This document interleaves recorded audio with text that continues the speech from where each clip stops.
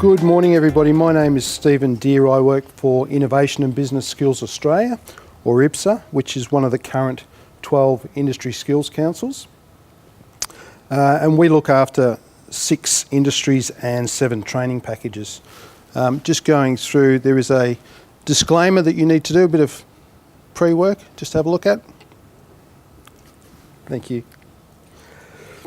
So we look after business services, cultural industries, education, financial services, foundation skills, information and communications technology, and printing and graphic arts. And today I'll be talking to you about the business services area. Okay, so what is business services? Well, this includes strategic, technical and operational advice, advertising services, recruitment services, administration services. Since the early 1990s, specialist businesses have been set up to contract what previously was done in-house. This outsourcing has enabled firms across the economy to lower the cost of ancillary services and better focus on their core expertise. An array of businesses can be classified as business services, and definitions within the area, the industry actually vary. The business services training package not only focuses on services for specific industry sectors such as legal services, employment services, customer engagement centres, work health and safety, and marketing and communication, but also provides administrative, business management qualifications which are used widely across a number of industries. For example, the healthcare and social industries use the package heavily because they employ a lot of general clerks, receptionists, office managers, and program and project administrators. The other point to note is that specialist qualifications are also used across the economy. Qualifications like marketing and communication are used in a range of sectors, not just in advertising and public relations, which makes the business services training package one of the most versatile training packages available. If we look at employment across business services from an industry perspective, it comprises of 6 sectors. These sectors vary significantly in terms of size, structure and employment levels. However, there is one very common feature. They all depend strongly on the quality of the people they employ to provide the services and retain clients. Brand recognition, customer service are critical for differentiating services, and because business services rely on a level of outsourcing to other businesses, the prosperity of each of these sectors is strongly linked to the state of the economy and the business confidence. The industry is mostly made up of small firms, hiring less than 20 people, and many sole proprietors or partnerships. There are larger players now purchasing medium-sized firms, resulting in a 2-tier industry, comprising of a small number of very large and many very small businesses. The 6 sectors in the industry combined generated income of $65.2 million in 2013, which is an increase of nearly $10 billion on 2012. And with growth occurring mainly in the employment, legal and advertising services sectors. The legal services sector employs is the dominating area and dominates most of the revenue. It's estimated that there are approximately 56,000 businesses in the industry with legal services, accounting for more than a third of these. While employment services, management consultants and advertising services each account for around a fifth of all businesses. It's expected that the growth in business services sector will continue, and most of the areas of the business services industry utilise the VET system in their workforce development. So compared to other service industries such as tourism and education, the Australian business services industry is generally trade exposed, with most firms neither exporting nor facing a high degree of import competition. Currently, the most trade exposed part of the industry is in the professional services, with exports and imports of legal and consulting services in particular rising over time. Geographically, the businesses tend to be concentrated in the capital cities, with 2/3 or more of businesses being located in New South Wales and Victoria. The main exception to this is in customer contact type call centres, which are mainly being hosted in Queensland, with an increase of 25% in 2014, up from 17% in 2011. Temporary staff businesses being more widely spread across the country and broadly in line with the population share in each state and territory. If we look at employment growth, so over the last year, employment growth has been strongest in the call centre sector. Now this is largely noticeable by the fact that the other sectors have either slowed or reversed growth. Employment in the management consultant sector has also been strong, and employment services is the only sector which has reduced staff numbers in the last year. Now this growth won't be without its own challenges. Client expectations for tailored, timely, high-quality business services will continue to drive a need for workers with a customer-centred mindset and the skills to build and maintain both face-to-face and virtual relationships. Enterprises will also need people who can analyse and manage the risks associated with large volumes of data, engage with clients using multiple communication channels, and work in new contexts such as virtual teams. And increasing levels of digital literacy will also be essential. If we look at occupational group employment by level of education, you'll see that business services employ a large number of managers, clerical and administration workers, and professionals. 20 years ago, clerics and administration workers were in a par with professionals, being the largest two occupational groups with each accounting for about 17.5% of national employment. Today, we look at it and clerical and administration workers make up 14.5% of national employment, while professionals are the largest occupational group, accounting for 22%. The managers group is smaller again, comprising of just under 13% of occupations. Now, most new jobs have been created in occupational groups for which post-school qualifications are commonly required. Over the last 5 years, clerical and administration workers which require lower levels of education have had a negative employment growth, while professionals and managers have grown by 308,000 and 187,000 workers respectively. Now, VET has a role to play with training workers in each of these occupational groups. About a third of both clerical and administration workers and managers require a Certificate 3 or higher VET qualification. Currently, 15% of employed professionals have a VET qualification, and given the large number of professionals occupied, it's likely with growth projected in this group that higher level VET qualifications will need to be accessed by a similar number of professionals as accessed by the clerical and administration workers.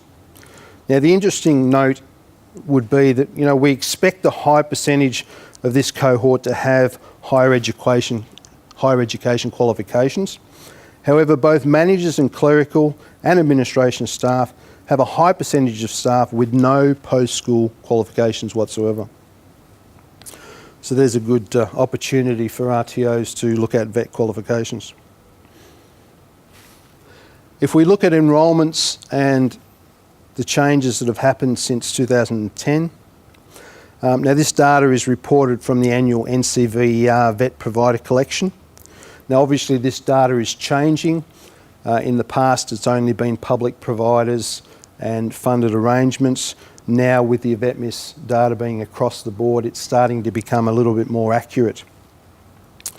So the data reports that publicly funded training and fee-for-service VET provided by public institutions. The tables and figures should be read with an understanding that a significant amount of training also occurs outside the publicly funded VET system, including fee-for-service training in national qualifications provided by private training organisations, in-house training in national qualifications delivered by enterprise RTOs, and non-accredited training that's conducted in-house by external providers.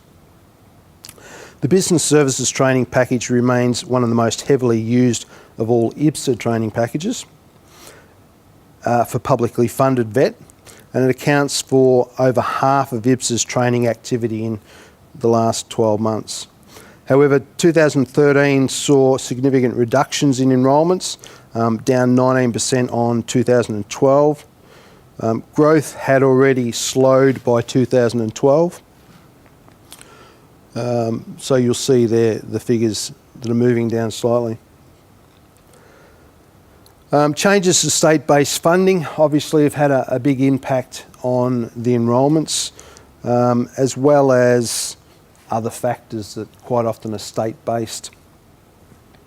Other reasons for the decline may be competition for uncapped higher education places amongst the different organisations, increased vet fees, and the removal of incentives for training existing workers has had a major impact on the numbers of enrolments. Greater use of skill sets or specific units is also increased, which drops the number in qualifications. So employers are looking for the short, sharp and shiny type of result. If we look at enrolments by qualification, enrolments in Certificate 1 were very low, just under 1,600 across the board. Enrolments in Cert 2 and Cert 3 have decreased between 2011 and 2013, while enrolments in Certificate 4 and higher qualifications has increased from 2010 to 2012, but then again have declined in 2013. Highest enrolments in 2013 were the Certificate 4.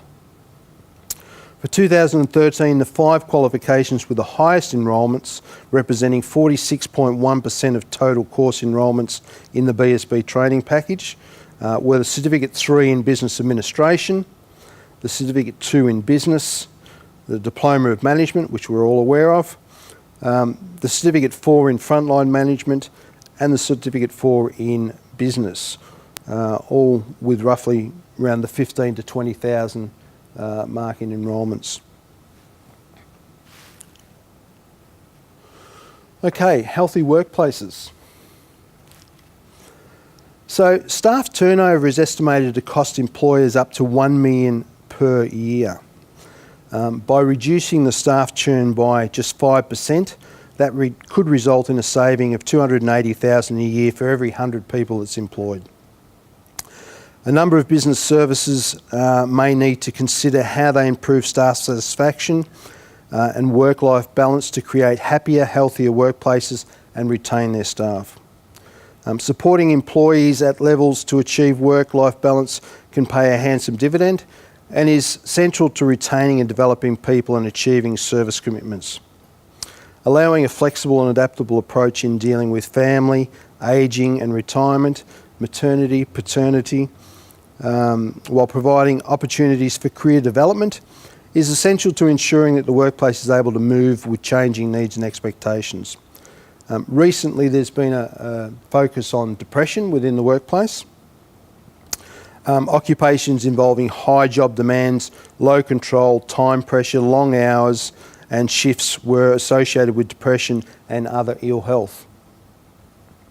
Managing these risks and skills in regulating workloads is critical to mitigating health risks. Management approaches also need to adjust to accommodate a variety of new work environments. And IBSA consultations have highlighted that there was a skill deficit among business services in efficiently managing outsourced contractors and virtual teams. So some work's been done in that area. Managers need to consider how to engage and motivate a physically dispersed group, including training team members in using technology and navigating the human resources implementations of flexible employee arrangements. Outsourcing HR functions means that employee management functions once handled in-house are now falling to the line managers to look after. Social media. Many organisations have naturally been responding to the social media revolution, beginning to use new tools such as wikis, blogs, discussion boards, YouTube channels, Twitter and Facebook to build brand awareness and encourage global conversations and engage and motivate staff. Now, these are valuable tools, but they require sophisticated skills to use effectively to engage and persuade audiences. There's also risks with social media that users need to be aware of. Social media encourages horizontal collaboration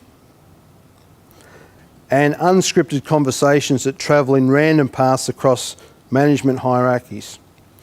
So it thereby short-circuits established hierarchies and traditional lines of communication.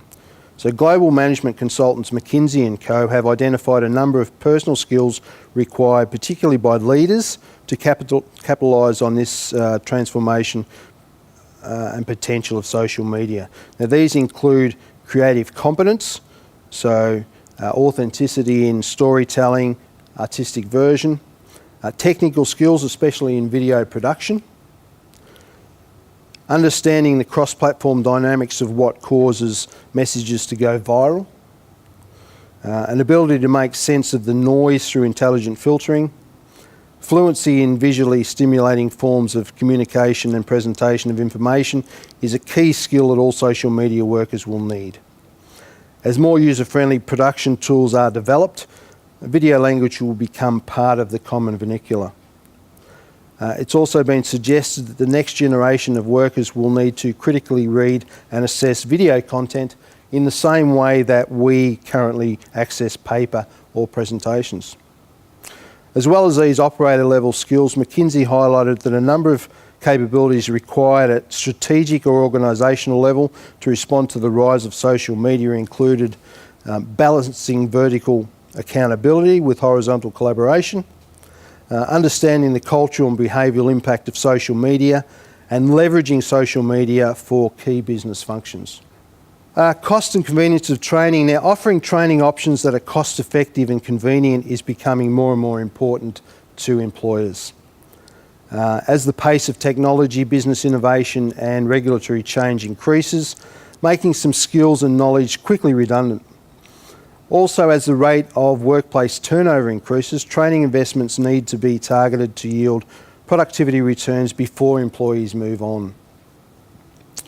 So the ABS data shows that administrative and support services, which include business services sectors such as employment services, call centres and other administration services, has one of the highest staff turnover rates at 27% per year. Some IBSA stakeholders believe that the value of qualifications is diminishing because stakeholders also highlighted that non-accredited training can be delivered at a lower cost and more desirable for employers as this high change environment. Increased fees or reduced subsidies for courses is also said to have an impact on students' ability to pay for their own training.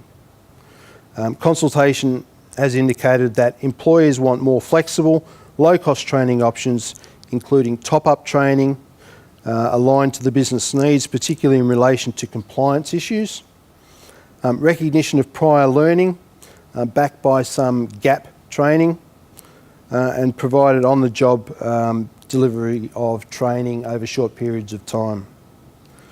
RTOs need to collaborate to deliver customised training options in this area. Diversity.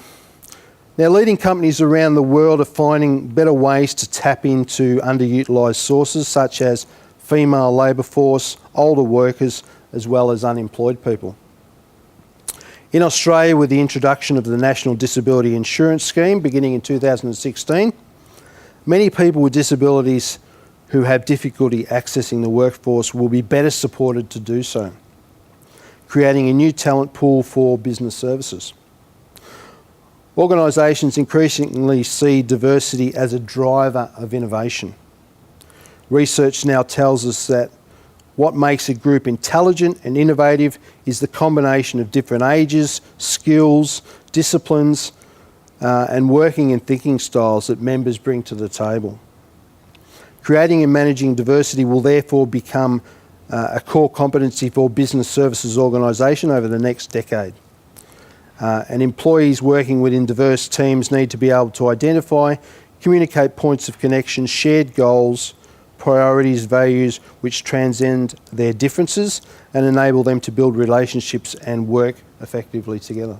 Computational thinking. Data is being used and processed at a rate never seen before. If leveraged properly, big data can provide enormous opportunities for value creation for business services organisations.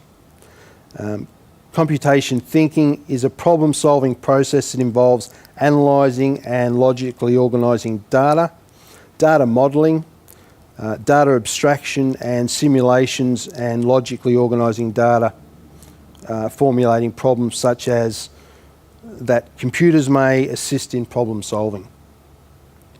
Many more roles will require computational thinking, skills to make sense of the volume of information that will be available.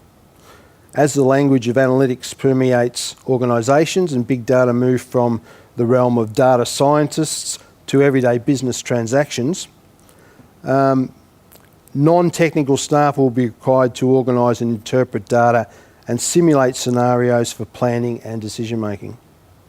It is predicted that HR departments which currently value applicants who are familiar with basic applications such as Microsoft Office will shift their expectations to seek out resumes that include statistical analysts and quantitative reasoning skills. In this context, maths, statistics, IT training are increasingly important, but people need supporting core skills, and these are essential dimensions of computational thinking, including confidence in dealing with complexity, persistence in working with difficult problems, tolerance for ambiguity, the ability to deal with open-ended problems, and the ability to communicate and work with others to achieve a common goal or solution. Sustainability is always one that's on the radar. Increasingly, businesses are expected to minimise their environmental impact, particularly as it affects the climate change, and that information becomes more clearer. Sustainability practices also have benefits for businesses in cost savings, energy efficiency, staff engagement, and gaining a competitive edge. Benefits reported by businesses include a whole of business view that supports the innovation and improvement ideas from all levels of the enterprise, reducing energy and fuel costs, skilled, knowledgeable and engaged workers who perform consistently to deliver quality products on time, reduce waste disposal and trade waste costs, improve processes and efficiency, avoiding and reducing the number of incidents, emergencies or injuries, reduce risk of costs from legal proceedings, compensation, rehabilitation, clean-up and environmental mitigation, improve profile and reduce risk of negative public opinion, opportunities in green markets estimated to reach the value of $2.7 trillion per year globally in 2020. So business leaders need to understand what sustainability practices would be effective in their businesses and plan how they would put them into practice, whether it's using less paper or electricity or just by collecting and recycling some of the materials that they've got. Sustainability skills units and learning resources have been developed to train business managers, smaller micro businesses and other staff in sustainability practices. There is an increasing demand in large businesses and government for individuals who can coordinate sustainability practices, and sustainability coordinates and environmental managers require a deeper level of understanding about waste, energy use and the business advantages of sustainability practices. The rise of the professionals. Business services industry sectors are requiring more knowledge and skills from their workers every day. IPSA stakeholders indicated that high-level skills in business development, compliance and partnerships and broking are needed to support the industry. The Department of Employment confirms professionals will play the strongest role in contributing to overall employment growth with over 32.3% of new jobs in the next 5 years being in that group. The business services industry may need to look at new higher level qualifications or pathways and articulation arrangements with universities to ensure that industry has the requisite skill base. IPSA stakeholders also highlighted the challenges involved in mapping qualifications when each university has its own different structured requirements and expectations. Research suggests that this area needs attention with focus on the major structural barriers between the two sectors, so working together with that higher ed. On the other hand, when articulation pathways involve collaborate relationships between vet and higher education, a structural relationship developed that allows the partners to engage with industry and more effectively meet the skill challenges and skill shortages. The growth in demand for higher level skills should not be at the expense of lower level qualifications. Lower level qualifications are critical entry points for a large number of learners, particularly those from the low socioeconomic backgrounds. Further consideration also needs to be on the role of lower vet qualifications, including foundation skills, as pathways to higher qualifications and skills in business services industry. Leadership management skills are particularly important for companies in times of complex change, with regulatory structure involving customer expectations, technology developments and profound demographic shifts complicating the environment. Aspiring and established leaders need to guide their organisations through change with high energy levels, commercial focus and strong all-round business and people skills. The leadership principles needed by leaders in business services are to articulate a compelling vision that inspires action, build trust, cultivate authentic leadership, use informal networks, and recognise and prioritise and mobilise for potential crises. Managers of frontline employers also critical to organisations as they direct as much as 2/3 of the workforce and are responsible for their part in the company that typically defines the customer experience. These line managers are sometimes promoted for their functional competence rather than inherent management skills. And quite often due to these lack of competencies, we find people that are promoted to their level of incompetence. Okay, customer centricity. So being customer centric is now a core business requirement for all service organisations. Customers now expect to be able to receive bundled products, services and advice, cross-channel capability, 24-hour interaction, services based on rewarding relationships and recognition of preferences rather than pushing products on clients. Businesses need to build IT systems that enable customer centricity. Aligning IT in businesses while funding horizontal customer-centric capabilities, expediting management decision cycles to respond to customer needs in a timely manner. Technology could be said to affect the industry more than any other. So key trends are new and unforeseeable risks to data privacy and cybercrime, making the best use of mobile technology and leveraging the availability of large amounts of customer data. Businesses also need to start preparing for emerging technologies. So businesses need to start leveraging off the data that's generated by things such as wearable devices and things like DNA matching, facial matching, retina recognition, which is now replacing the need for pins and signatures. Now, recently Juniper did some research that found over 1 billion mobile phone users will have made use of their mobile devices for banking purposes by the end of 2017, compared to just over 590 million in 2013. Big data. Companies are increasingly turning towards more complex and intricate ways of capturing, manipulating and understanding data, needing access to staff who can store masses of data draw conclusion and effectively communicate what the data is actually saying. Data analysts need to understand what business problems are in play, with creativity and business acumen being critical, as well as being able to share data and insights with those outside of the business.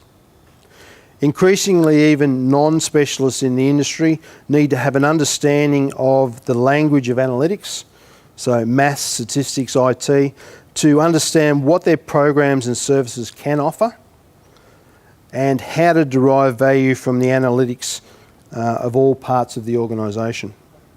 Industry is also dealing with the ethical, legal and security risks associated with maintaining such large quantities of data and ensuring that staff understand these issues. Employers have indicated that they are looking for people with the ability to work across and analyse all business functions and operations and identify opportunities for greater efficiency and productivity, combining prowess with analytical skills and business acumen. So workers in the business services industry are increasingly looking to build their employment to suit their individual preferences.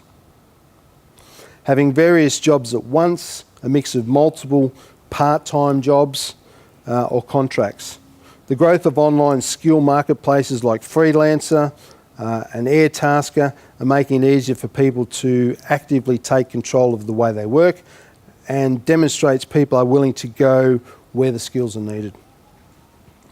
An autonomous worker raises issues from the worker and their employer or contractor needing to identify work and career options and to undertake learning appropriate to work and goals. The global marketplace. Global marketing is taking commercial advantage of global operational differences and similarities and opportunities in order to meet global objectives. Global marketing is not a revolutionary shift, it's an evolutionary process. And while the following does not apply to all companies, it does apply to most companies that begin as domestic-only companies. International marketing has intensified and is evident for approximately nearly all aspects of consumers' daily life. Local regions or national boundaries no longer restrict competitive forces. And to be successful in today's global economy, it is a must for companies to simultaneously be responsive to local as well as global market conditions throughout the world. China and India have more than doubled their share in the global economy, and the size of China's economy has expanded nearly 10 times in the past 20 years. India's has grown 5 times. Deloitte lists wealth management as growth hotspots for Australia, one of the fantastic 5 industries that collectively have potential in overtaking mining and keep Australia in the top world national prosperity charts.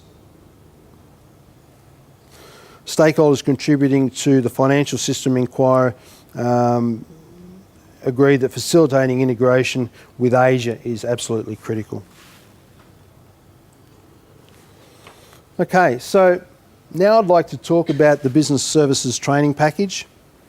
First, let's look at what's in it. So Business Services version 2 was endorsed on October 15th this year, and I'll talk briefly about what's actually in that package.